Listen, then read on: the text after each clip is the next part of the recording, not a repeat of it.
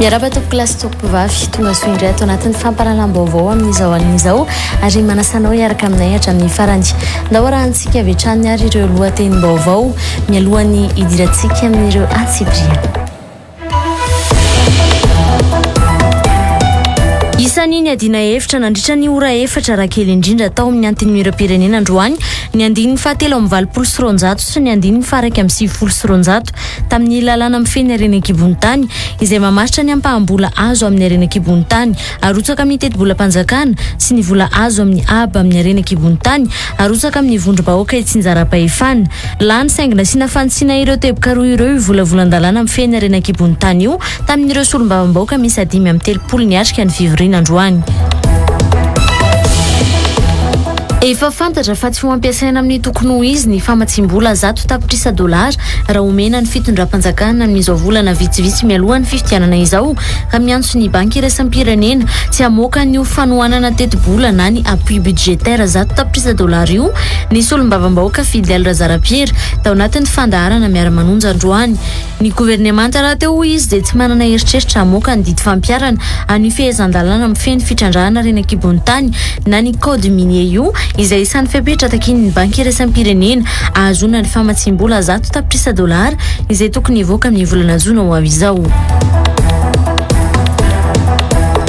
Ny fakan'ny miaramila ny fahefana na ny fisian'ny korotana mahery-baika eto amin'ny firenena ihany no ahafahana mandrava ny rafitra rehetra misy amin'izao raha metraka tetezamita ho ny mpitarika ny vovonana IFIM Alain Andriamseza izay nanamafy androany fa fifampiresahana amin'ny alalan'ny fitoanan-doham-pirenena fa tsy amin'ny alalan'ny tetezamita no takin'izy ireo.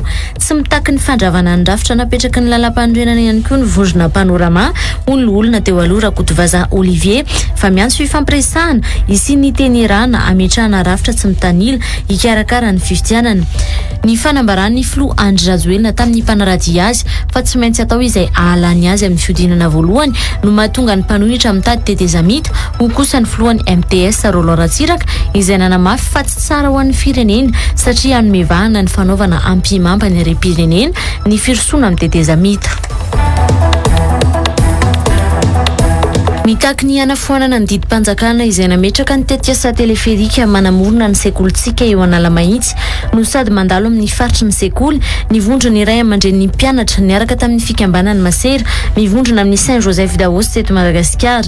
Tsy nisy nahafantatra ny fametrahana izany ireo antanatohatra rehetra amin'ny sekoly hatrany amin'ny Didex sy ny Dinec fa avy hatrany dia nitaratasy mampafantatra ny fanatanterahana ny tetikasa no voarain'ny sekoly ny 9 May lasa teo raha ny nambaran'izy ireo saingy manakorotana hatramin'ny fifantohan'ny mpianatra amin'ny fampianarana ny fametrahana ny foto-drafitrasa.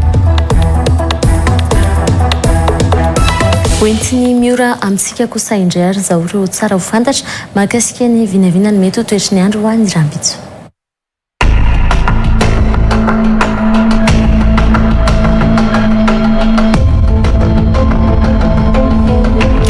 Ankafaliana tompoko lasy tompoko vavy no entiko arabananao any atsokatrano any izay manaraka ny fampahalalam-baovao eto amin'ny Real TV Madagasikara. Hofantaritsika ary zao hoe atony ahoana ny mety ho vinavina ny toetry ny andro raha ho andra-pitso sabotsy 17 ny volana May taona 2020 sy 2020. Raha mahakasika an'izay mety ho vinavina ny toetry ny andro izay dia asaka hivadibadika ny toetr'andro any amin'ny ilany atsinanana sy any amin'ny tapany avaratry Madagasikara iny.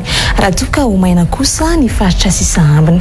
Raha hofantaritsika ary izay mahakasika ny vinavina ny toetry ny andro izay ny tapany maraina no anomboantsika azy dia ifandimbiasa ny rahona sy ny masoandro izy toy izay ihany koa ny ato Fianarantsoato ho maina ny andro noho izany fa raha ny any Nosy be kosa no anohizantsika izay mety ho toetry ny andro izay dia anorana tandrifin-drahona Nosy be ka vinavinaina manodidina ny 420 ka hatramin'ny 30 degré Celsius ny maripana.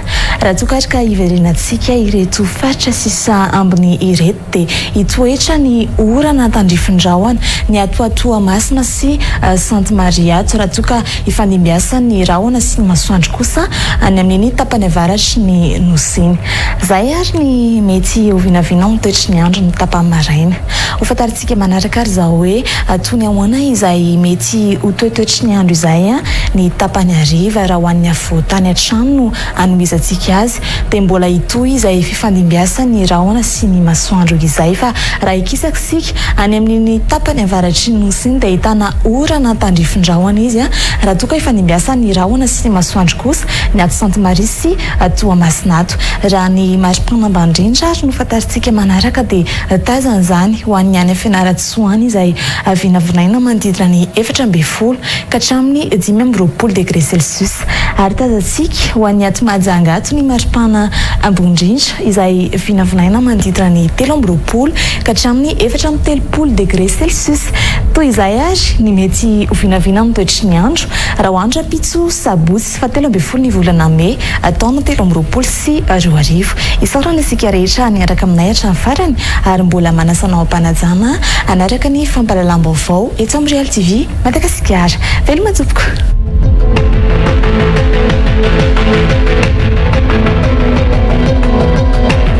Iverenantsika ao arahana kosary zao ireo lohateny. Isan'ny ny adina efitra nandritra ny ora efatra raha kely indrindra tao amin'ny antiny miram-pirenena androany ny andininy fahatelo amin'ny 20 sy 900 sy ny andininy faraka amin'ny 9 sy 900 tamin'ny lalàna mifeny harena kibony tany izay mamaritra ny ampahambola azo amin'ny harena kibony tany arotsaka amin'ny teti-bola-panjakana sy ny vola azo amin'ny aba amin'ny harena kibony tany arotsaka amin'ny vondrom-bahoaka Tsinjara-Pahefana lany saingina sy nafantsiana ireo teboka roa ireo volavolan-dalàna mifeny harena kibony tany io tamin'ireo solombavam-bahoaka misy 530 ny atrika ny fivoriana androany.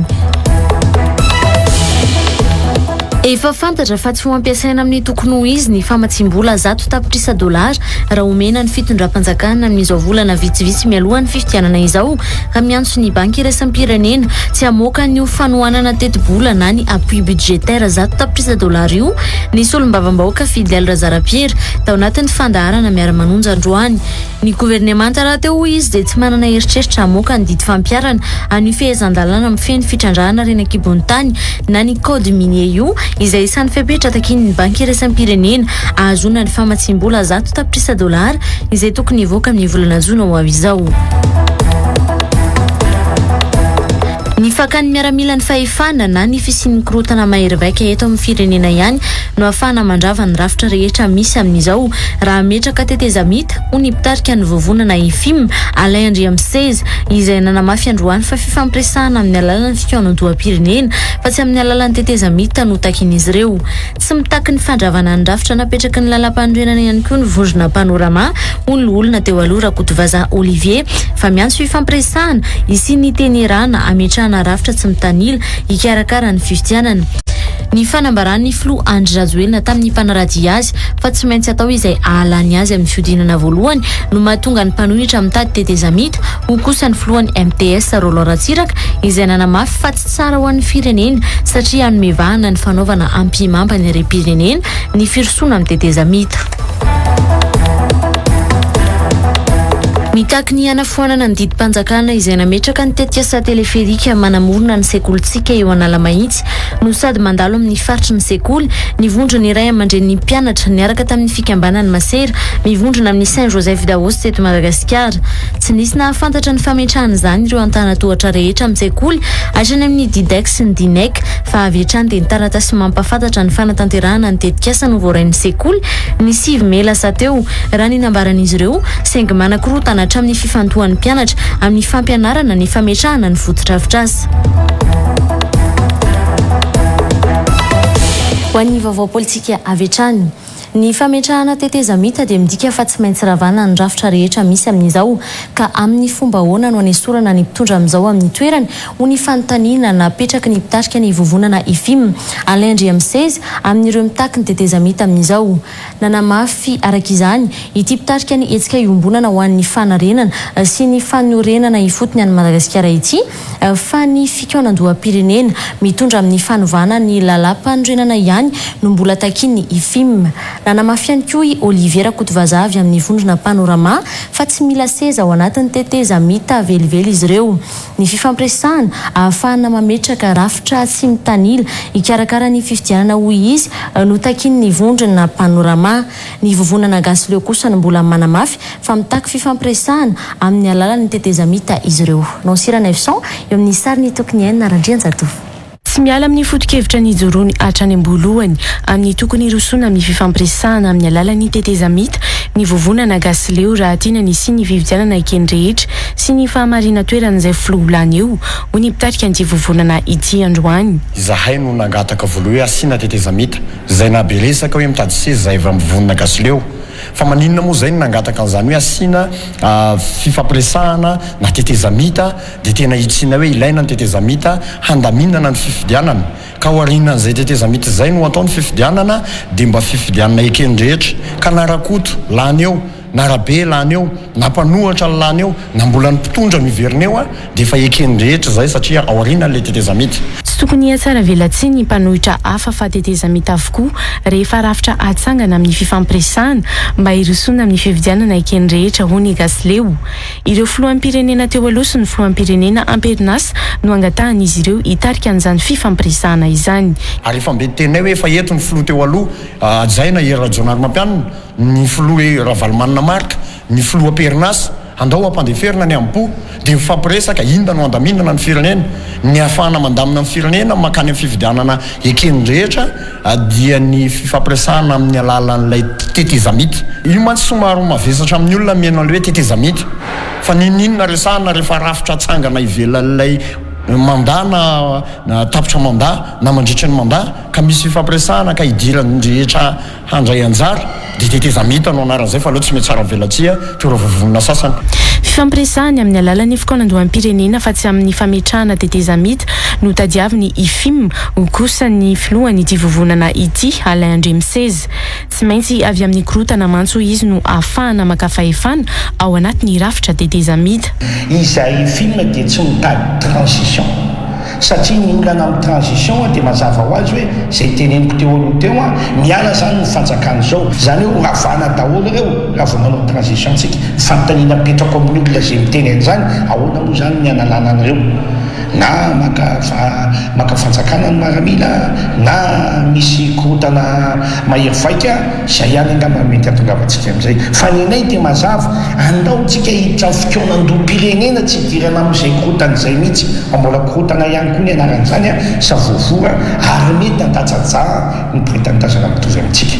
Tsy maintsy misy fikitiana lalam-panorenana io fikaonandoham-pirenena takiny esika iombonana ho an'ny fanarenana sy ny fanorenana ifotony any Madagasikara io hoy ihany Alain Andremiseza. Misy fanarenana ny lalam-panorenana zany na fanonana ny lalam-panorenana mihitsy ianao ao anatin'ny adefitra ny ahitana an'izany ary anisany voalohany izay tena kiaminay dia ny fanaovana ny fifidianana filoham-pirenena mialoha ny fifidianana hafa rehetra satria efa fantatsika ny zava-misy eto amintsika nandritra n'izay 80 taona izay raha vao mifidy filoham-pirenena ianao dia manaraka n'iny daony ny atanatoa mpifidianana matsinika rehetrarehetra. Rafitra tsy mitanila hikarakara ny fividianana kosa no tadiavin'ny vondrona Panorama fa tsy miditra amin'ny fandravana ny ara-dalàna hoy Oliviera Kotovaza. Tsy mitady seza ao anatin'ny teteza mita hoy izy ny vondrona Panorama. Efa mazava ny zavatra napetrakay hatramin'izay fa izahay dia tsy mandrava ny ordre constitutionnel, izahay tsy mandrava ny constitution, izahay tsy mandrava ny Assemblée nationale sy ny Sénat fa izahay kosa dia mametraka fa tokony misy rafitra hikarakara ny fifidianana, hikarakara ny fifidianana rafitra tsy mitanila tsy mindany tahaky ny reny apetraky ny génie ireny zany satria misy mametraka ny hoe entente nationale transition tsy mila fizarana seza ny Panorama tsy mila zany zay contrat zany Andravana ny fifampiresahana efa notakia ny vondrona mpanora mahatra amin'izay ny fitakiana teteza mita amin'izao hoy Olivier Rakotovaza. Ny nay fifampiresahana ihany tenerana ihany zay napetraka hatramin'ny voalohany iny efa 3 taona lasa zay no zay foana teneninay fa io zao mipoitra ty transition ty andravana zavatra ataonay ny fahitana azy. Na io tsy fantatra na avy any amin'ny fanjakana angamba ny manely an'io na avezany manely an'io fa zay tsy miditra transition zany. Sa tsy fantatra hoe anasoketananay anao coup d'état nga zay tsy manao coup d'état zany. Ny vakiny zany aminay raha ohatra ka mpanohitra mitady transition de mpanohitra mandrava efa amin'ny zavatra efa nataonay hatramin'ny voalohany izany mpanohitra zany tsy namanay zany. Raha ny mpitondra no ambadika zany dia anisany mamosavy firenena izy raha manao an'izany. Zay ivy nafanahitra 5 taona ny teteza mita napetraka taorian'ny krisy 2024 raha naharitra enim-bolana kosa ny gouvernement tamarimatra iraisana napetraka taorian'ny eziky ny solombavambahoaka 17 tamin'ny 20 aprily 2024. Fa ho an'izay vaovao politika izay hatrany midika fiadiana seza ny fidirana amin'ny teteza mita hoy Roland Ratsiraka manoloana ireo antoko politika izay nanambara ny fankasitrahany ny fisiany izay teteza mita izay anomevahana ny fanaovana ampimamba ny are-pirenena ny firosoana amin'ny teteza mita hoy izy ka tsy mahasoa ny firenena no mariany moa fa ny filazan'ny filoham-pirenena Andry Rajoelina fa olany amin'ny fiodinana voalohany no mahatonga ny fieritreretany mpanohitra ny siny teteza mita nampiantso ny mpanao gazety moa ity filohan'ny MTS ity androany nomena raha voarivony sy Ezekia Hermalala. Malahelo ny tena koa rehefa mahita ny antoko politika maro sy vondron'olona maromaro manambara fa tsara ny dirany tsika amin'ny teteza mita. 20 taona zao nanaovako politika tsy nitsatra lany solombavambahoaka ben'ny tanàna solombavambahoaka na ministra ihany koa dia tiako ambara amintsika fa zavatra ho an'ny vahoaka malagasy sy tsara ho an'ny firenena foana no tokony fanapa-kevitra voizina ka raha miresaka teteza mita zany dia miala tsiny miala fondro fa tsy mitsinjo ny vahoaka malagasy sy ny firenena malagasy zany fa fatatsika ny dikany teteza mita dia fiadivana seza ary anao ampimamba ny toe-karena dia vao maika miato ny fiaraha-miasa amin'ny fianakaviam-be raisam-pirenena sy ny sisa tsisy zavatra mahasoa antsika ny teteza mita. Ny fanambarany filoham-pirenena Andry Rajoelina tamin'ny mpanaradia azy fa tsy maintsy atao izay alany azy amin'ny fiodinana voalohany amin'ny fifidianana filoham-pirenena no mahatonga ny mpanohatra mitady teteza mita hoy Roland Ratsiraka. Fa ny antony mahatonga ny zareo ihany koa miresaka momba an'io dia tsotra. Le fanambarany Andry Rajoelina niaraka tamin'ny mpiara-miasa aminy hoe sahirantsika fa na iny kidona na iny kiatra na amin'ny fomba zay hitantsika na tsy mety na mety dia tsy maintsy lany premier tour Andry Rajoelina. Zay fanambarana zay loza ho an'ny firenena ary zay no natonga ny zareo nanambara hoe tsy maintsy teteza mita fa tsy midika hoe hitrifana le fitondrana dia aty amin'ny mpanohitra anao zavatra tsy mety na hanoro lalana tsy mety. Tsy aivina fa efintelo no nirosaka kandida ho filoham-pirenena Roland Ratsiraka tamin'ny fifidianana tamin'ny taona 2024, 13 sy 2024 ary 12 sy 2024. Efa solombavambahoaka ny Toamasina voalohany tany amin'ny taona 20 sy 700 ary efa ben'ny tanàna ny Toamasina indroa miantaona. Fa andin-dalàna misa 10 monja mikasika ny seni no tokony hovaina satria tsy misy olona manam-pahaizana momba ny fifidianana ao amin'ny seni ankehitriny ho ny solombavambahoaka ny Toamasina Roland Ratsiraka afaka ampidirina ao anatin'ny fanovana ihany koa izy ny andin-dalàna mifeny fampelezan-kevitra mialohan'ny fotoana miantso an'ireo solombavambahoaka miaradia amin'ny fitondrana moa i Roland Ratsiraka mba hanohana ny fanovana lalam-pifidianana io satria mbola tsy fantatra hoy izy na ho kandida mpanjakana na tsy izy ireo amin'ny fifidianana solombavambahoaka manaraka nomena raha voarivony sy Ezekia Hermalala atrany. iverina toy ny seni tamin'ny fifidianana tamin'ny 13 ny seni rapetraka ny fanitsina ny lalam-pifidianana ka midirina ao anatin'ity vomiera maleo tena mikarakara ny fifidianana ity ny mpanohitra sy ny olona manana traikefa amin'ny fifidianana hoy ny solombavam-bahoaka Roland Ratsiraka. Tokony ankatohan'ny fanovana ny lalam-pifidianana io ny solombavam-bahoaka maro anisa mialadia amin'ny fitondrana amin'izao izy satria mety ho kandida mpanjakana intsony izy ireo amin'ny fifidianana solombavam-bahoaka manaraka. Mampirisika ny solombavam-bahoaka miaradia amin'ny fitondrana za hoe nareo ilatsako fidiana ho solombavam-bahoaka ary tsy fantatry nareo na ho kandida amin'ny fitondrana na tsia dia lalàna fean'ny senia article 10 monja novaina dia milamina dia amin'izay fotoan'izay miverina ohatran'ny senia tamin'ny 2013 ny senia zany hoe tafiditra anatiny ao ny mpanohitra tafiditra anatiny ao ny olona manana traikefa amin'ny fifidianana satria ankehitriny ny olona mitantana ny senia dia tsy manana traikefa amin'ny fifidianana. Afaka rarotina amin'ny fanatsarana entina amin'ny lalam-pifidianana ihany koa ny fampidirana andin-dalàna mikasika ny fampielezan-kevitra mialohan'ny fotoana hoy Roland Ratsiraka. Fa mbola tsy mahafapo amin'ny lafiny maro satria ohatra fotsiny tsisy lalàna mifeny pré-campagne donc zany afaka hovaintsika koa ny code électoral ifeny pré-campagne. Efa maro ireo solombavam-bahoaka efa manaiky ny an'ity ny lalam-pifidianana io hoy Roland Ratsiraka.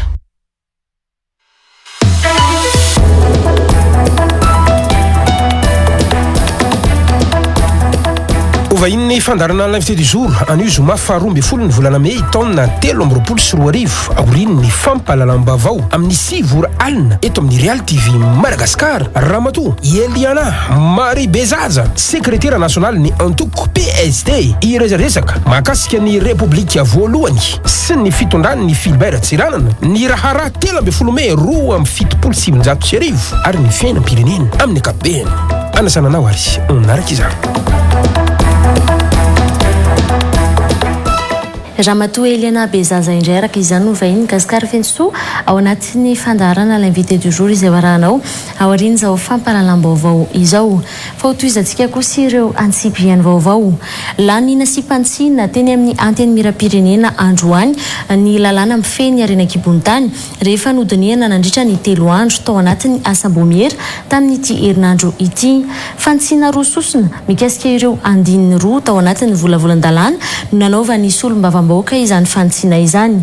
Mampalahelo io fantsina natao tao anatin'ny fivoriana ny Tambarambe androany io ho ny filohan'ny komisiony Harena Kibontany satria tsy nanome lanja ny fanapa-kevitry ny rivelona rehetra efa nandinika tao anatin'ny Asambomiery indrindra ny mikasika ny vola omena ny vondrom-bahoaka Itsinjaram-pahefana na ny CTD.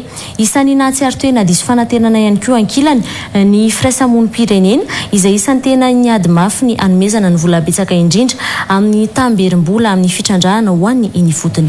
Tojo Rabefatra sy Anja Rakotony Rainy no mitatra izay. Numéro 1 Lisa Mandani. Numéro 2 Lisa Mandani.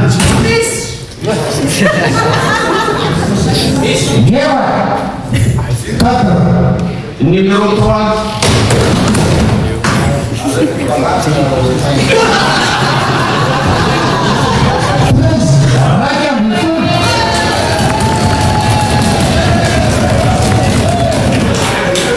Nolanin'ireo solombavam-bahoaka 5 tonga ny voriteny tsy mazaza androany nasiana fantsiny ny lalàna mifeny Harena Kibontany. Fanovana roa amin'ireo fanovana 50 mahery nentin'ny komisiona tao anatin'ny Asambomiery no nentin'ny fivoriana Tambarambe fantsiny androany dia ny andiny ny 720 miresaka ny tamberim-bidy na ny redevance minière sy ny andiny ny 170 izay mamaritra ny vondrom-bahoaka inifotony tena isitraka eo tamberim-bola azo avy amin'ny fitrandrana Harena Kibontany io. Raha ny volavolan-dalàna natolotry ny gouvernemanta mantsy dia 500 ny vola alaina amin'ny mpitrandraka Harena Kibontany ho tamberim-bola ka ny 3,500 amin'izany no an'ny fanjakana Foibe ary ny 2,500 ho an'ny vondrom-bahoaka paritra Itsinjaram-pahefana na ny collectivité territoriale décentralisée na ny CTD. Nasiany Asambomiery fantsina nefa tao anatin'ny 3 andro ka nozaraina mira izany hoe 2,500 avy ho an'ny fanjakana Foibe sy ny CTD. saingy nasiany ny fivoriana itambarambe fanovana indray androany ka ny 300 no nomena ny fanjakana Foibe ary ny 200 ho an'ny CTD. Mampalahelo hoy ny filohan'ny voamerany Arena Kibontany io fanovana nataon'ny solombavam-bahoaka IRD io satria tsy misy fandiniana fa toromarika no nandaniana izany ho fanomezam-bola misimisy kokoa ho an'ny fanjakana Foibe. Tiako tsindrina eto ny 2,5 io izay tokony taxe minier miverina amin'ny CTD io rerany vao tonga amin'le commune ray mamokatra an'le Arena Kibontany fa eran'ny commune eran'ny Madagasikara de manome le 2,5% aty amin'ny fitondrana Faobe zany aty amin'ny centrale. De inona ny mampanaherana antsika raha sasana le izy raha misy zany volamena na Vatsoa any Lakaka any Mananjary any Diego any Brickaville reny miakatra aty daholo ny 2,5%. Nefa any Brickaville ohatra de 2,5% ny ao ihany no mijanona amin'ny commune sy ny région ary ny faritany misy an'izany Arena Kibontany zany. Amiko tena nampalahelo anahy nahita an'ireo solombavam-bahoaka IRD namana nanao nitehaka mihitsy nitehaka latabatra nitehaka hoe mety zany amiko de enatra zany ho an'ny solombavam-bahoaka zay nandany an'izany. Diso fanantenana amin'ny fandaniana natao ihany koa ny avy amin'ny firaisamonim-pirenena raha nambarany solotenan'izy ireo androany. Ny vahoaka eny fotony no veritany sy simba tontolo iainana kanefa izy ireo no mahazo vola kely indrindra ka tsy rariny izany hoy ny firaisamonim-pirenena. Somary nandiso fanantenenana ihany izany fanapa-kevitra ihany satria ny any fotony ny tena voakasiky ny le arena zay ny eritreritra raha ny traikefa sy ny fijerina azy tokony hoe atsasany kanefa zay no fanapa-kevitra fa ny any fotony no hiarany le fitrandrahana mivantana ny tanin'ny olonanany no voatrongotrongany ny ireo arena voajanahary anany no voikakipakipaka rehefa tonga ny fitrandrahany maninona mo mbola hiverina ty amin'ny fanjakana Foibe indray ny 300 ka de tena hitanay hoe tsy rariny ihany le izy satria atsika mivoy foana ny hoe fitsinjaram-pahefana kanefa kely koa no mentsika any amin'ny vondrom-bahoaka tsinjaram-pahefana. Manaprofo ny tsy firarahin'ny fanjakana ny tena fitsinjaram-pahefana izao tsy fanomezana ny anjarany ho an'ny commune ifotony izao hoy ny solombavam-bahoaka Mohamad Ahmad.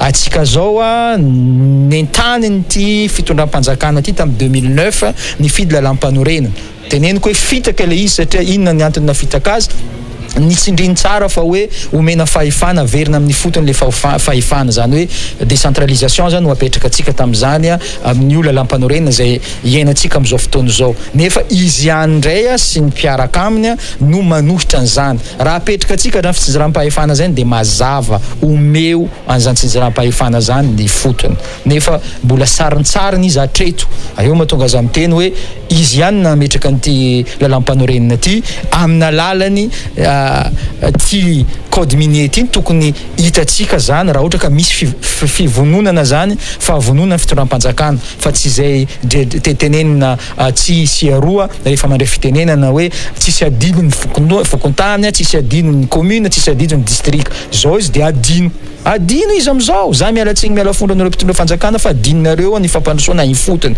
Bola ndresy lahatra ny lolona anitsy ireo andiny novainy ny fivoriana itambarambe tao amin'ny antenne miram-pirenena ny firaisamonim-pirenena raha ny nambaran'izy ireo androany.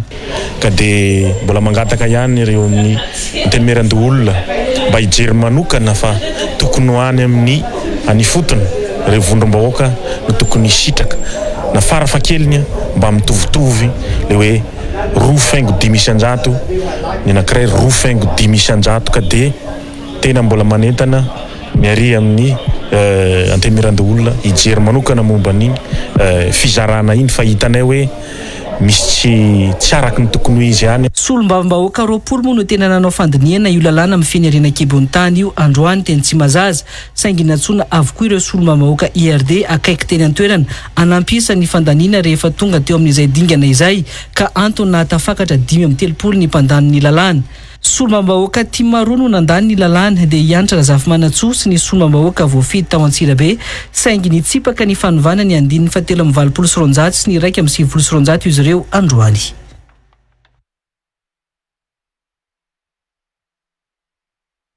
fa ho an'izay vaovao mahakasika ny fandaniana ny volavolan-dalàna momba ny code minier izay hatrany. Isan'ny teboka tena niteraka resabe teny amin'ny anteny miram-pirenena androany ny 720 sy 100 sy ny 1 sy 100 ao anatin'ity volavolan-dalàna mifehy arena kibony tany na ny code minier ity. Isan'ny nitondra ny asa rotam-piarony mikasika ny hitazomana ny fanitsina efa nataony asam-bomiera ny filohan'ny komisiona sy ny solombavam-bahoaka Anitra Razafimanantsoa ary ny solombavam-bahoaka Rasoazananera Marie Monique mba ho fitsinjovana ny fahefana eny fotony no anton'izany raha nambaran'izy ireo. Ny solombavam-bahoaka IRD 7 Rajoelina izay ny solotena ny filohan'ny vondrona parlementaire sy ny solombavam-bahoaka Johnny Rakotoarsoa kosa no nandresy lahatra ny Maronisa teny Tsimbazaza androany mba hanome tombony fanjakana foibe amin'ny tambenibola azo avy amin'ny fitrandrahana. Tojorabe fatra sy anja rakoton'izay. Tamin'iray ora tolakandro androany vao tena nanomboka ny fandiniana anaty fivoriana Itambarambe ny lalàna mifeny arena kibony tany raha voatondro tokony tamin'ny folora maraina ny fanombohan'izany. Raha tsy nisy afa-tsy solombavam-bahoaka 20 no tena nanao ny fandiniana androany dia tonga tsy kelikely nanampy isa ny IRD efa nivory ny solombavam-bahoaka sasany avy eo. Teo anelanelan'ny fandiniana dia efa natsikatra ny filohan'ny komisiona Mohamad Ahmad fa misy fikasana anova ny fanovana efa nentin'ny komisiona ao anatin'ny fivoriana Itambarambe ka nanaovany antsoavo ho an'ny rehetra mba hijery ny tombotsoam-bahoaka.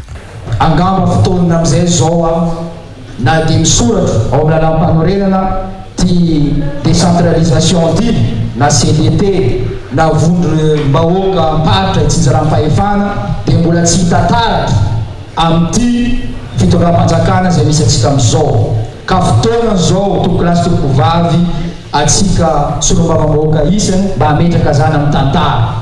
Tsy ho any Amady io tompoko ary tsy ho any Rokafa fa ho any vahoaka malagasy sy firenena malagasy. Zay izy andray matao filoha manentina atsika tsy hikitika an'ireo amendement nataony ireo vomiera ary mbola tsy ngiko teky maro dia maro ny olona nanatrika an'izany asam-bomiera zany ary nankatohan'izany tao amin'ny asam-bomiera. Isan'ny nandresy lahatra ny Maronisa teny Tsimbazaza androany ny solombavam-bahoaka IRD 7 Rajoelina voafidy tao Fianaratsoa sy ny solombavam-bahoaka Johnny Rakotoarsoa voafidy tao Ambohidratrimo mba hampiakatra 300 ny vola omena ny fanjakana foibe ary 200 ho an'ny CDD amin'ny tamberim-bola tokony ho azo. Ny fanamariana nentinay momba n'ilay article 283 izay tsy dia mifanalavitra loatra amin'ny asam-bomiera le izy fa ny mampiavaka anazy kely fotsiny dia ny hoe lay fizarana mitovy izay efa nambarany teo ihany fa ny an'ny fanjakana foibe dia ho amin'ny Madagasikara ka izay no antony nasiana fanamariana amin'ilay hoe 2% sy 3% satria ny ray izara ho an'ny commune manerana ny ho an'ny firenena malagasy ray manontolo fa ny mipetraka ho an'ny commune ilay 2%. Aleo mba atao 2 sy 3 izy io zany hoe 2% ho an'ny CDD 3% ho an'ny fanjakana foibe. Toanako zay satria nahoana itsika mitsinjo ny vahoaka eny fotony. Rehefa mitsinjo vahoaka eny fotony isika ny commune no resaka eny satria reny solom-panjakana eny fotony tsara raha niakatra amin'izay 2% zay tsy maintsy jerentsika kosa nefa ny équilibre satria fanjakana no resaka betsaka ny adidy antsolohan'ny fanjakana ka inoko fa ampahendrena be dia fanapahan-kevitra nanomezana azy ho 3 isan-jato. Niary ny fanovana efa nentin'ny komisiona sy ny fizarana mira ny tombotsoa ara-bola io kosa ny solombavam-bahoaka Tim Anitra Razafimanantsoa sy ny solombavam-bahoaka tsy miankina Rasoazananera Monique. Fifandresen-dahatra ela be ny mikasika ny article 283 io kanefa eo anatrehan'ireo rehetra zay miaritra an'le ray le any amin'le toerana teny misy arena kibony tany zany ireo solombavam-bahoaka tena mahita ny réalité any amin'ireny toerana reny dia mahita hoe rariny loatra raha akarina le risorona zay natokana ho an'ny CTD. Ny proposition ny fanjakana ny ministère dia 1,5%. dia nangatahany namana rehetra miaraka miary vonao rehetra hoe ampiakarina 2025 io dia izay rehetra nahita tao hoe rariny kosa raha karina le izy ny antony matetika fofombolana tsy misitraka ninina le commune ka raha ohatra ka tena mieritreritra fa commune androso ampandroso ny firenena marina ampandroso commune dia samy anaika ny 25%. nalaraka an'io miasa vomeriny koa ny tenanay na dia tsy ao anatin'ny vomera azy ka raha mikasika ny 283 dia hitako tsara ny ady-hevitra tamin'io fa dia tena samy fandresy lahatra ary resy lahatra fa mahomena loatra ny mahita ny commune zay ivoariny harembe kanefa tsy afaka mba misitraka na mandroso akory raha tsy hiteny fotony aho hoe amin'ireo commune tratra ny cyclone fotony zany nefa misy tratra ny cyclone zay tena misy volabena be mivoaka avy eo fa na ny trano sekory na ny ponina mbola tsy misitraka n'izany fa dia tena hoe miaina ny fahantrana sy tsy afaka androso. Ho atolotra ny anteny-merandolona amin'ny herinandro avy izao moa ity lalàna amin'ny feny Arena Kibonitany efa nolaniny solombavam-bahoaka ity. Manao antso amin'ny banky iraisam-pirenena mba tsy hamoaka ny famatsim-bola zato tapitrisa $, ny solombavam-bahoaka Tima Fidèle Razarapiera na dia nolaniny anteny miram-pirenena azy ny fehezan-dalàna momba ny Arena Kibonitany na ny code minier. Efa fantatra mantso izy fa tsy handeha amin'ny tokony ho izy ny fampiasana ny vola io amin'izao ankatoka ny fifidianana izao. Nambarany ihany koa fa tsy mieritreritra ny hamoaka ny didy fampiarana an'izay code minier izay ny fitondram-panjakana ka tsy tokony hamoaka ny vola fanohanana bola na appui budgétaire zato tapitrisa $, mihitsy ny banky iraisam-pirenena raha tsy mandefa ny teti-bola-panjakana na sipantsina na ny LFR ny gouvernemanta. Ny Cyprien Zayary. Mirorosaina amin'ny fandaniana ny fehezan-dalàna mifeny fitrandrahana Arena Kibonitany na ny code minier ny fitondram-panjakana satria tsy nampozin'izy ireo ny fantsina nentin'ny solombavam-bahoaka ao anatin'ity volavolan-dalàna ity ho ny solombavam-bahoaka Fidèle Razarapiera tao anatin'ny fandaharana miara-manonja androany. Ilay resaka famatsim-bola no mamay an'le fanjakana hiazakazaka tamin'ity resaka code minier ity. Fa izy zany tsy nieritreritra n'ilay fanitsina sasatsasany nataon'ny solombavam-bahoaka any anatin'ilay code. Dia mirorosaina zany izy eo. Rehefa jerena izy ohatra ny ino zany hoe mandanjalanja zany izy ny miabo sy ny mihiba mipezeny pour sy contre ozy tsika hoe iza ny mety mandefa an'le code minier ve sa tsy mandefa an'le code minier satria miandrandra le famatsim-bola izy. Raha lany miaraka amin'ny fantsina nentin'ny solombavam-bahoaka nefa io code minier io dia efa mieritreritra mitaka ny banky iraisam-pirenena ny fitondram-panjakana mba hahazoana ny famatsim-bola fanohanana teti-bola na ny appui budgétaire zato tapitrisa $, hoy Fidèle Razarapiera. Tsy manana eritreritra ny hamoaka ny didy fampiarana na ny décret d'application mihitsy mantsy ny gouvernemanta hoy ity solombavam-bahoaka Tima ity. Ny olona efa mailo, ny olona koa efa manaraka tsara hoe nalany ary le code fa raha tsy misy décret d'application dia tsisy dikan'le code. Izy nefa tady anao akafetrena hoe bon soraty ao fotsiny le zavatra le ilainy zareo hoe esoriny tisy fa le finiavana tsisy. Raha mbola tsy manao LFR io fanjakana io dikan'izay tsy manana eritreritra ny ampiatra anty code ity izy. Mazava be zany. Dikan'izay aleo samy antony eo aloha. Aleo tsisy mihetsika ka na olan'iny ary code io fa rehefa tsy manao LFR io dia aza asiana $100 millions milatsaka zany eo. Miantso ny banky iraisam-pirenena tsy hamoaka ny famatsim-bola fanohanana teti-bola na appui budgétaire zato tapitrisa $, io araka izany ny solombavam-bahoaka Fidèle Razarapiera nalany ny amin'ny parlemanta azy io fehezan-dalàna mifeny fitrandrahana Arena Kibonitany io. Efa niaritra ihany io izy ny vahoaka malagasy hatramin'izay ka tsy izao volana vitsivitsy mialohan'ny fifidianana izao no tokony hanomiany io famatsim-bola io an'izao fitondram-panjakana izao ny banky iraisam-pirenena. Le famatsim-bola zay andrasany mafy arivavany le $100 millions io zany tena manatena ny firotsahan'ny vola $100 millions io ohatra manalatsaka avy any an-danitra fa eto tsika dia misitona lakolosy mihitsy misitona ny sainy mpiara-mombonantoka reo mpamatsy volantsika hoe tazomy mihitsy aloha iantony sanatria tsy hoe zahay no mitady ze ampikorosofahana ny fiainam-pirenena efa mahantrana nga le voaka malagasy efa miarika izy io tsy volana vitsivitsy ma eo am'fitonan'Andriamatoandro Rajoelina no ampiova zavatra be da be raha mirotsaka io voly io fa au contraire io voly io raha mirotsaka de miomanitsika ho avy izy amin'ny angady sy niarina andeha itety ripatra tsy mipetraka ao an-dapatsony zany président Rajoelina zany reo vao milatsaka io $100 million minoananareo efa fantatra mantsy fa tsy ho ampiasaina amin'ny tokony ho izy io vola $100 io raha vao mirotsaka ao anatin'ny kitapom-bola mpanjakana milohan'ny fividianana ho hiatrany Fidèle Razarapiera ho asehony atsika amin'izay ma champion anazy hoe champion mikimaky rehetrarehetra tsy akanavaka mihitsy izy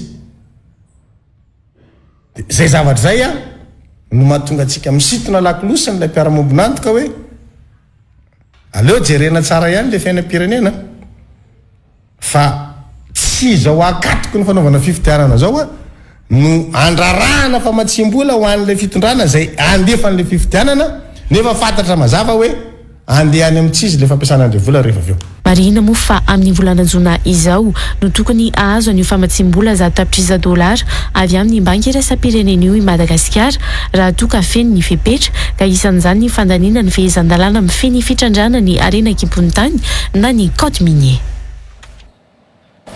fanamaly ny fanasan'ny Premier Ministre lehibe ny gouvernemanta any Qatar Sheikh Mohammed ny solombavam-bahoaka ny toliara voalohany sady filohan'ny UAG na ny vondrona afrikany judo nandritra ny fandalovany tany an-toerana tamin'ny fiadinany amboary eran-tany ho an'ny judo any Doha Qatar raha ny fampahafantarana nataony tao amin'ny pejy Facebookny tsapa hoy sy teny Randriana Soloniaiko fa mahafantatra tsara sy maniry ny tokony anamafisana ny fifandraisana eo amin'ny Madagasikara sy Qatar ity Premier Ministre any an-toerana ity isan'ireo firenena matanjaka mpanohana sy mpity fanatanjahanteny Qatar izay vao avy nandray ny fiadina ny tompon-daka eran-tany ho an'ny baolina kitra na ny Coupe du Monde sy mampiatrano ny fiadina ny tompon-daka eran-tany ho an'ny taranja judo na ny Judo World Championship amin'izao fotoana izao nahaliana ny nitafa sy ny fanakalo hevitra tamin'ity Premier Ministre lehibe ny gouvernemanta any Qatar ity hoy sy teny Randriana Soloniaiko no izy tena manana fijery mitsinjo lavitra mikasika ny ho avy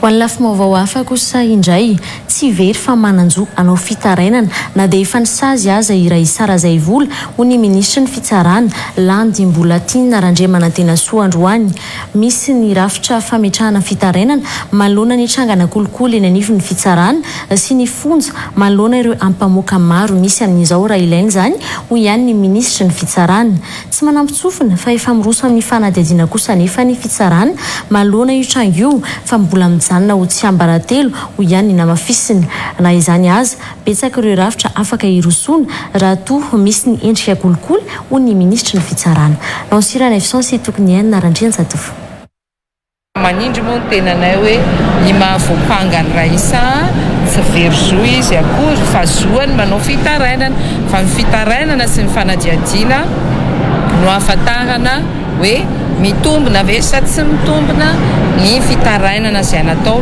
fa tsy azo atao tsinitsinina akory ny fanambarana tahaka izay fa dia ny fanadiadiana no ahitantsika hoe inona moa no izany fa izay ilay voalazako teo izay hoe efa rafitra efa nisy tao zany izay service de doléance izay sy ny département de miandraikitra fitsiriana ao anivon'ny ministère izay zavatra efa nisy hatramin'izay zany fa tsy hoe zavatra miforonona voeta amin'ny tirarahany raha izany fa ho hitanareo eo ihany ny tohiny izany fanadiadiana izany ary tsy raha isarery efa rehetrarehetra dia afaka mametraka fitarainana raha ohatra ka heveriny fa misy zavatra tsy rariny fa io zany ny amarana anazy ange dia izay foana raha ohatra ka hoe mbola aty amin'ny ambaratonga voalohany ny didi-pitsarananao dia ny tsara koa dia izay hoe manana azy io foana ianao anao fampakarana mandeha indray fampakarana mahazo manao fandravana vita indray fandravana mbola misy ny atao hoe pourvoi dans l'intérêt de la loi zany rehetrarehetra zany zany dia le antsoina hoe voie de recours ahafahanao maneho raha hoe mbola tsy mahafapo anao ny didi-pitsarana dia zany zany sehatra men'ny lalàna atsika daholo ahafahantsika hoe maneho ny zoantsika amin'ny raharaha anankiray. Fa tsy tokony atao sivana ny fanagadrany ireo olona izay manao zavatra tsy manjary eto amin'ny firenena fa ampiarina amin'ny rehetra izay manatanteraka izany, raha nambarany Paolo Raolinarivo, mpitarika ny vovonana miady amin'ny tsy maty manota izay nijoro nanomboka androany. Ijoro anenjika ireo manao ny tsy marina manomboka izao io vovonana io, raha nambarany izy ireo ihany nandritra ny fifampiresahana tamin'ny mpanao gazety. Natsangana nanomboka androany ny vovonana miady amin'ny tsy maty manota ivondronana fikambanana samihafa, raha ny nambaran'izy ireo androany tamin'ny valandresaka ho an'ny mpanao gazety nampahafantarana ny fijoroany vovonany miady amin'ny tsy maty manota io. Mikaela Andrianjaka sy Nambinina Ravelo Arston. Mila apetraka ny asa sy ny fanjakana sy ny fitsarana manoloana ny fiparita ny famoahana ny tota-taratasy samihafa amin'ny tamajora serasera, raha ny nambarany Ertina Rasoa Miaramanana na Izaref androany. Tsy nirafitra ny fitsarana eto amintsika ny korambe fa ny olona izay mety efa nanaro ny fanahany ka efa very tao amin'ilay etika sy ny fitsipika ihany koa ny fehiniasana ny deontolojia ny mpitsara zany, satria fantatsika fa betsaka ny dossier mety hoe mbola tsy ambaran-teny ny fitsarana mitsikafina eny amin'ny tambajotsa serasera. Zany rehetra zany dia mila petraka ny asy ny fanjakana, ny asy ny fitsarana, satria lasa manjary miara maloto daholo ny varotsy ny tsiparifary. No zany raha miteny manenjika nareo dia rehefa voaritsika ny olona mieritreritra fa atody miady mambato manome miprofo dia manana antoka izy zany zao misy mpiaro izy dia hoentsika eo amin'ny rafitra zay manandraikitra zay dia manara-maso tsika. Anahona ny tota-taratasy any amin'ny olona izay mety manana momba ny kolikoly sy olona ambony manana raharaha maloto kanefa matahotra ny amoaka izany izy ireo ary hoentiny eo anivo ny fitsarana, hoy kosa i Paolo Raolinarivo. Zay mahatsapa fa mbola misy mahasaha miaro olon-drasy tsy mpangalatra sy mpanodina sy mpamono olona eto amin'ity firenena malagasy ity dia nanapa-kevitra zahay fa natsangana ny plateforme miady amin'ny tsy maty manota eto amin'ny tanin'i Madagasikara. Tsy vita natsangana izy io fa mbola iantsoana ny olona rehetra satria marobe ny tsara sitrapo, marobe ny madio fo, fa matahotra fitsaram-bahoaka amin'ny Facebook, matahotra tsy te ho diso amin'ny rakotona rabe dia tsy mahasahy mijoro amin'ny salan'ny fijoroanay. Tsy tokony isy ny fanaovana tsindry falava eto amin'ny firenena ho hiatrany ny mpitarika ny vovonana ka nijoro ijery ireo olona manao zavatra tsy manjary eto amin'ny firenena no antony izoroan'izy ireo. Fa manomboka amin'izao zany aza atao deux poids deux mesures, aza atao selektiva ny fanagadrana olona fa afagadraina daholo na iza rehefa manao ny zavatra tsy manjary eto amin'ny tanindrazantsika aty. Ka izay no mahatonga anay mijoro manomboka amin'izao firy any mirantsika amin'ny fanaovana kolikoly eran'izao tontolo izao. Alohaloha ihany zay rano sy manjary, filaharana tsy manjary le zay mahalohaloha atsika fa ny zavatra manjary tsika fa adimy amin'ny rambony any. Ka manomboka eto zany izahay efa olotonareo ihany dia ijoro zahay hanenjika an'izay sy manao zavatra sy manjary eto na iza izay nitsanganan'ny plateforme ary hapariaka eraky ny Madagasikara. Tsy hanao ny asan'ny mpitandro filaminana na ny fitsarana fa miady amin'ny tsirary ny ity vovonana ity raha ny nomarian'izy ireo hatrany. Isan'ny nomarian'ny ity vovonana miady amin'ny tsy maty manota ity tao anatin'izany ny fanjakan'ny mpisehatra eo amin'ny tamazora serasera amin'izao izay tsy manisy asa ny asan'ny mpanao gazety hoy Jean Irina Rafanomezantsoa. Ny gazety rery ihany tena manana profo amin'ny vaovao marina fa amin'ny facebookera dia vie privé ny teneniny ao, septembre ny teneniny ao, zavatra maro ny teneniny ao, tsisy idirany akory amin'ilay fifandraisana dia le vaovao lasa tsy manan-danja. Fa io asan'ny fanaovan gazety io ary zay ny antsoina rehetrarehetra hoe mpanao gazety irery ihany no afaka manamarina ny vaovao tena marina. Dia jereo tsara fa reny zavatra tanterina ro an-gazety rehetrarehetra reny be dia be reo tsy tonga mamoaka dossier nareo fa lasa tsy tonga tsony any amin'ilay zavatra marina fa takona amin'ny facebook raha nakaramana olona ao anatin'ny facebook dia lasa ambany kely ilay resaka manodidina ny resaka vaovao. Nisy moa androany ny valandresaka nataon'ireo tovonana miady amin'ny tsy maty manota ireto izay ahitana mpanao politika sy fikambanana samihafa. Fa mitsipaka ny fametrahana ny tetikasa teleferika manakaiky sy miankina amin'ny sekoly katolika sekolitsika eo Analamahitsy ny tompon'andraikitra ny sekoly raha ny nambaran'izy ireo androany. Manankirotana ny fifantohana eo amin'ny mpianatra ao amin'ny sekoly sy ny sekoly hafa manodidina ny fametrahana ny foto-dravitra sy io raha ny nambaran'izy ireo izay nanamarika ihany koa androany fa tsy nisy fampilazana ihany koa aza natao fa avy hatrany dia nilatsaka ny didim-panjakana avy amin'ny ministera misahana ny tanàna vaovao. Ny anafo foanana io didim-panjakana io no ho tanterahana raha nambarany tompon'andraikitra ny sekoly izay niaraka ny tafa tamin'ny mpanao gazety tamin'ny vondro indray aman-dren'ny mpianatra ao amin'ny sekolitsika Analamahintsy tamin'ity andro any ity. Mikaela Andrianjaka sy Nambinina Ravela Arsan. Ny 9 Mey lasa teo no naharainy taratasy misy ny didim-panjakana mametraka fa tsy lavitra ny sekolitsika Analamahintsy ny ametrahana ny pilone misy ny fiantsonana ary mandalo eo amin'ny sekoly ny tetikasa teleferika hoy ireo tompon'andraikitra ao amin'ny sekoly Androany nandritra ny valandresaka tamin'ny mpanao gazety. Manana ny rafitra mifehy azy nefa ny sekoly katolika ka tafiditra ao anatin'izany ny sekoly sy ny mpiara-miasa aminy, ny komity misahana ny sekoly, ny fiangonana katolika eto an-toerana, ny didek na ny fitaliavana iraisan'ny diocese ny sekoly katolika sy ny dinek na ny fitaliavana nasionaly ny sekoly katolika izay ambarany filohan'ny vondrony ray aman-dren'ny mpianatra ao amin'ny sekolitsika Analamahintsy fa samy tsy nahafantatra ny fametrahana ny tetikasa teleferika ao anatin'ny faritry ny sekoly avokoa ka nandraisana izy ireo fepetra. Rehefa nifandinika ny fianakavian'ny sekoly manoloana io fikasana io dia manambara fa lavinay marindrano ny fampandalovana io zotra teleferika io eto ambonin'ny faritry ny sekoly sy ny fametrahana pilone manakaiky ny sy miankina amin'ny faritry ny sekoly araka ny sarina lefa taty aminay. Ao anatin'ny fitsipahana io foto-drafitrasa io ny tsy fanajana ny fenitra amin'ny mahatoeram-pianarana ka miteraka fanelingelenana ho iatrany filohan'ny vondrony ray aman-dren'ny mpianatra. Milaza ho tsy ao anatin'ireo mandany tetikasa nify izy ireo. Maro ny fanelingelenana atelaka io foto-drafitrasa manakaiky ny faritry ny sekoly io toy ny fanakorontanana ny fienan'ny fifatoana sy ny fotoniny izay fepetra fototra taky ny fanabeazana ireo ankizy sy tanora-beazana eto amin'ny sekolitsika sy ireo sekoly hafa manodidina ihany koa.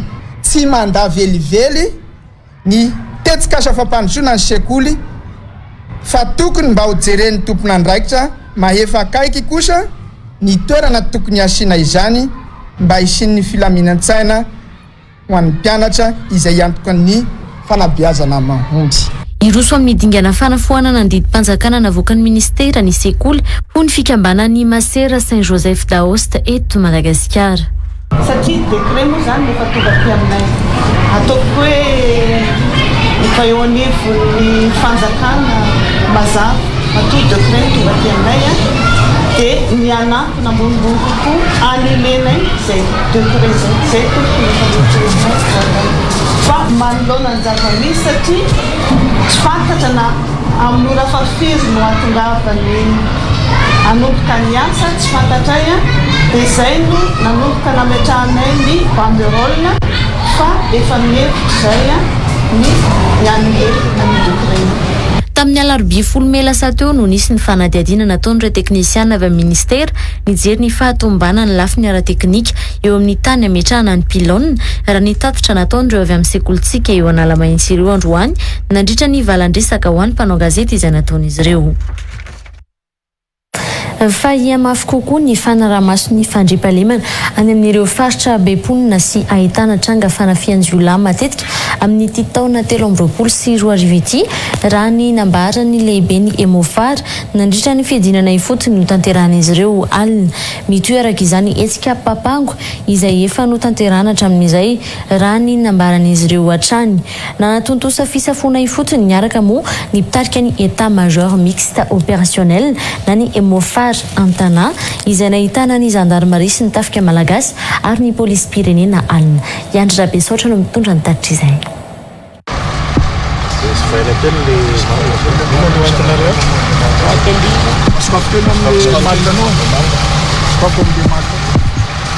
Savaina avokoa ireo fiara kodiaran-droa ary mpamily sy ny taratasy fahazon-dalana mily fiara hatramin'ny taratasy ny entana entin'ireo fiara mpitondra entana ao anatin'ity etsika papango izay tanterahany polisy pirenena, gendarmerie pirenena ary ny tafika malagasy ity. Nampitomboana anisan'ireo mpitandro filaminana miantsehatra amin'ny etsika papango ireo raha ny fanazavana nentin'izy ireo. Ho anteo amin'ny lalam-pirenena voalohany, 12 no solotena ny tafika malagasy, 12 avy amin'ny polisy pirenena ary 12 avy amin'ny gendarmerie pirenena. Ankoatra io, ho an'ny omaly 12 Mey 2024 fanaraha-maso teo eny amin'ireo fokotany sy kion-dalana lehibe teto Antananarivo renivohitra no natao izay samy efa nametrahana mpitandro filaminana avokoa.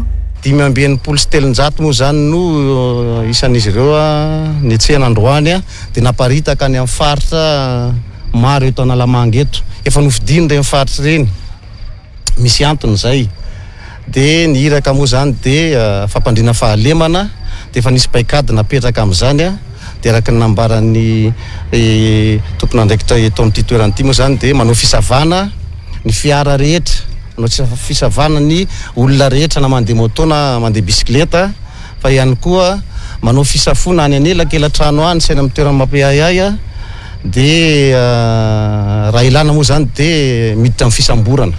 Zava-dehibe ny fanomezam-baovao ahafahana manamora ny fanaramaso ataon'ireo mpitandro filaminana hoy ny talepasy ny filaminam-bahoaka eto amin'ny faritra Analamanga. Zava-dehibe ihany koa ny fanomezana ango-baovao anreto mpitandro filaminana miantsetra tia akianja reto satria rahantsika malala fa tsy manana mpitaona atsika andeha ho any amin'ny birao raha misy zavatra mahazo zany hoe dina tiako tenenina hoe tokony tsy salasala atsika manodidina anatona reto mpitandro filaminana reto anoro hoe ato ny couloir tsy vakinay mihitsy anato misy zavatra mitranga afahana miorienté an'le action zay tokony ataonjareo fa tsy hoe iandry fotsiny hoe hijery andrire fotsiny zany fa ny zava-dehibe dia ny famezana vaovaon'ireo ahafahanjareo miorienté stratégique rehetrarehetra.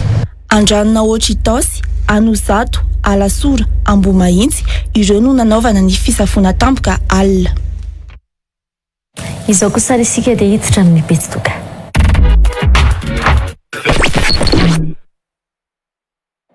Efa misokatra ny kickboxing, zumba fitness ary ny fibatana fonjam-by ho an'ireo mponina tao sy ny manodidina. Ahitana ireo tanora maromaro efa matianina misehatra amin'izany. Mamolavola ankizy 5 taona hatramin'ny olon-dehibe 20 taona ny États-Unis Club izay efa manana atleta hiatrika ny lalao nosy. Sokony atao sakana ny fidirana satria mirary dia mirary hoy ny tompon'andraikitra. Misokatra manomboka ny alatsinainy hatramin'ny sabotsy ny club États-Unis miandratsika rehetra tehitezavatana ary ho avy eny an-toerana. Efa misokatra ny kickboxing, boxe anglaise, zumba fitness, ata fibatana fonjam-by ho an'ny mponina Itosy sy ny manodidina ary ny mponina tsy mindrano ray manontolo. Ho anareo vehivavy na tanora na antsy 5 taona midina ho an'ny ankizy, 20 taona ho an'ny lehibe tsy mifidy saranga. Na iza fa mitongava manatona anay ety Itosy. Ny mora hitananay dia eo amin'ny tetezana pasika miakatra makaty amin'ny sel misy soratra Okada eo ito akaikin'ny Okada ny Itosy Unis boxe anglaise, kickboxing, zumba fitness ary musculation. Mamola vola ankizy zay manana club zay. Ny club zay misy anay moa zany dia amin'ny club boxe anglaise USTA. Mamola vola ankizy hatramin'ny 5 taona miakatra zay ary manana solotena Madagasikara manao jeu des îles zay atao anatin'ny club USTA. Toy ny vehivavy 52 kg, 60 kg, 48 kg zay ao anaty regroupement zay iady amin'ny lahady zao ao Mamasina. Mitaiza ankizy, mitaiza tanora, mitaiza vatana, fosy fanahy ho an'ireny olona mifokafoka sigara, te ala amin'ny sigara, te ala amin'ny toaka, te ala amin'ny zava-mahadomelona dia mitongava. Self défense tongava fa mampianatra anareo zay. Ho an'ireny olona ngeza be te hanena vatana dia manatona anay ary misy laharana azahoananay 033 73 308 79. Misokatra ny latsinainy maraina amin'ny fito sasany maraina zay mihidy amin'ny enina sasany arivo 7/7 zay mianjy anareo eto foana. Aiza atao isakana anareo ny tsy fananam-bola fa manatonanay fa zay azo anatonana afaka mifampiresaka tsara tsika, afaka mifanampy. Nitarina tao anatin'ny iray volana sy tapany ny tranombarotra Cosmos Analakely ho fanomezana fahafaham-po ny mpanjifa hoy ny lehiben'ny departemanta aivarotra ao amin'ity tranombarotra ity. Nafantarana ny tranombarotra moa ny fitaovana ao an-dakozia sy ny fitaovana manaraka ny teknôlôjia. Ho hita amin'ny tranombarotra manomboka izao kosa ny kojakoja ahafahana manaingo ny tokantrano ho hiatran'ny lehiben'ny departemanta aivarotra. Nisokatra tamin'ny fomba ofisialy omaly fa 1/10 ny volana May moa ny tranombarotra Cosmos Analakely kely amin'ny endriny vaovao. Nisy ny fiainam-bizy amin'ireo entana samihafa hita teny an-toerana omaly sy androany nentina Nana Maria ny fisokafany tranombarotra indray.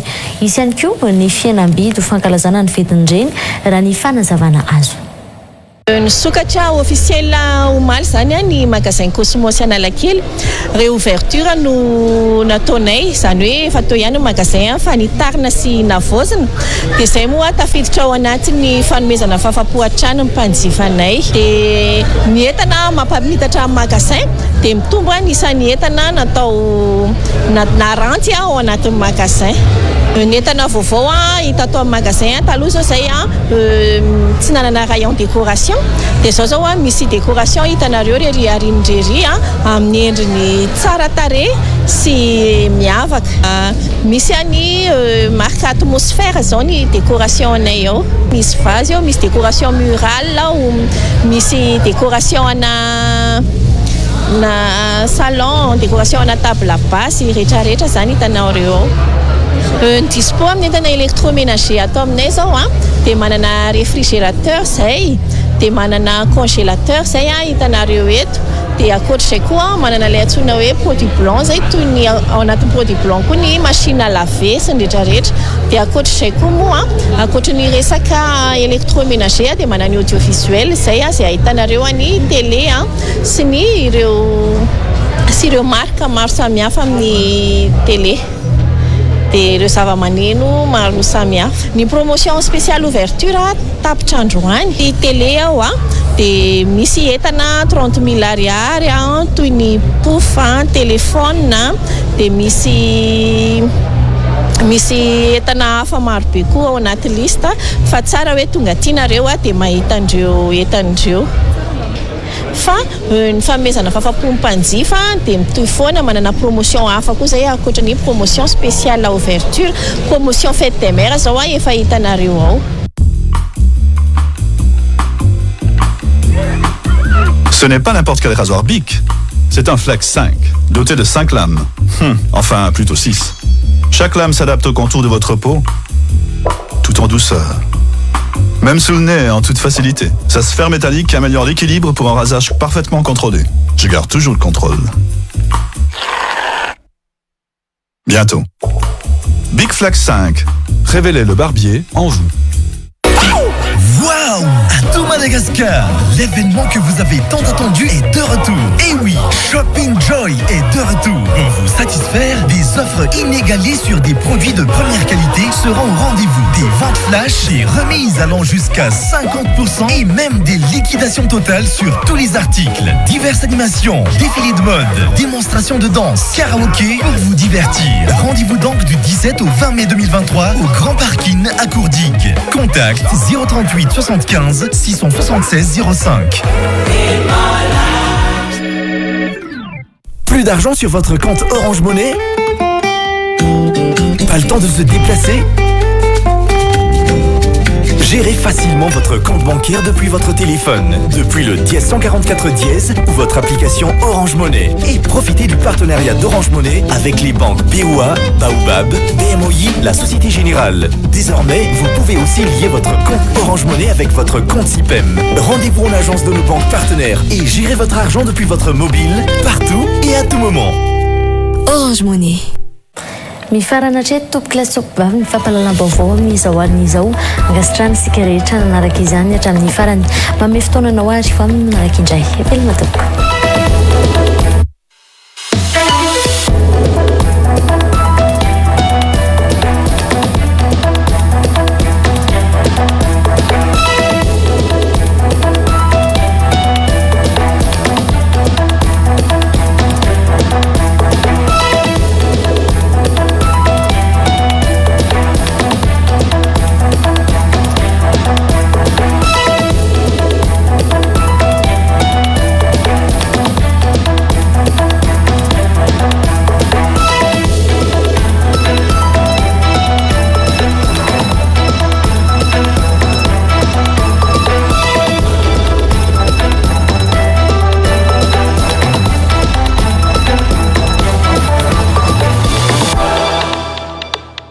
Real News na Tulchi. Sergi Betelma, des actualités uniques, dynamiques et renversantes dans Real News. Si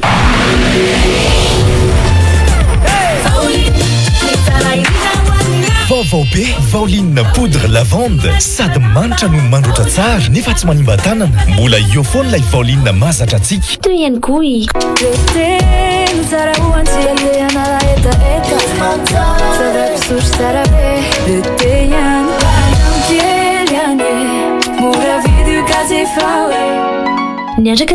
Premium Expo Compagnie vous présente la 2e édition du Salon de l'électricité, des énergies renouvelables et des hydrocarbures. Les 12, 13 et 14 mai 2023 au Palais des Sports Mahamazina. Napini. Azo antoka foana fa atsiro na andro rehefa ampiarahana amin'ny sardine libérateur ary vao mihinana indray dia te hihinana foana. Libérateur, une liberté de saveur. Ari. Tonga n'entana vaovao atao amin'ny Mateza Tôle. Koa manasanao izay itsika ny point de vente amin'ny Mateza Tôle.